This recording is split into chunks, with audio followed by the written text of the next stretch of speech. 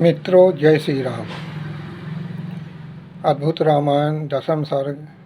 श्री रामचंद्र जी का महावीर हनुमान जी को चतुर्भुज रूप दिखाना, ऋषिमुख पर्वत की ओर जाना। जब राम जी वन में थे, किसी कारणवश राम लक्ष्मण एवं सीता दंडकारण्य की ओर गए। वहाँ गोदावरी के किनारे पर्णशाला बना करके रहने लगे। उसी समय मोहवश रावण सीता का हरण कर लिया। सीता को ढूंढने की इच्छा से चारों तरफ भटकने लगे। उनके नेत्रों में जो जल अश्रुपात हुआ, उससे बैतरणी नदी बही। विपरीत दिशा में होने के कारण वो बैतरणी कहलाई, जिस पर स्नान करने से पितर तर जाते हैं और तृप्त होते हैं। नेत्रों के से जो बहा, उससे एक पर्वत बन गया। कुछ समय पश्चात सुग्रीव से मित्रता के कारण वो ऋषिमुख पर्वत की ओर गए। जब ऋषिमुख पर्वत की ओर जा रहे थे, सुग्रीव ने उनको धनुष बाण हाथ में लिए देखा, तो यह सोचकर कि बाली ने भेजा है, कष्ट को प्राप्त हुआ।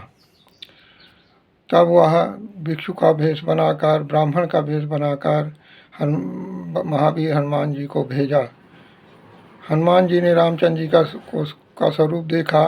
चतुर्भुज रूपधारी, किरीटधारी, शंख चक्र गदा वनमाला से विभूषित, शिवस्त्र वक्षस्थल में धारण किए हुए, पीत वस्त्रधारी, लक्ष्मी सरस्वती ब्रह्मा आदि से सेवित, सनकादि ऋषियों से सेवित, विद्याधर गंधर्व देवता पिताराज से सेवित देखा। वो उनके सहस्त्र सूर्य के समान प्रकाशमान, 100 चंद्रमा के समान सुंदर मुख वाले सहस्त्र फण धारण किए लक्ष्मण को देखा, जो अनंत हैं। रघुनाथ जी सिर पर अपने फणों का छत्र जिनका धारण करते हैं, उनको देखा। इस प्रकार रामचंद्र जी महावीर के प्रति अपनी आत्मा को दिखाया। तत्पश्चात वह हनुमान जी विस्मित हो गए। नेत्र को मीच कर वह अद्भुत रूप देखते हुए अनेक प्रकार की स्तुति तथा प्रणाम किया।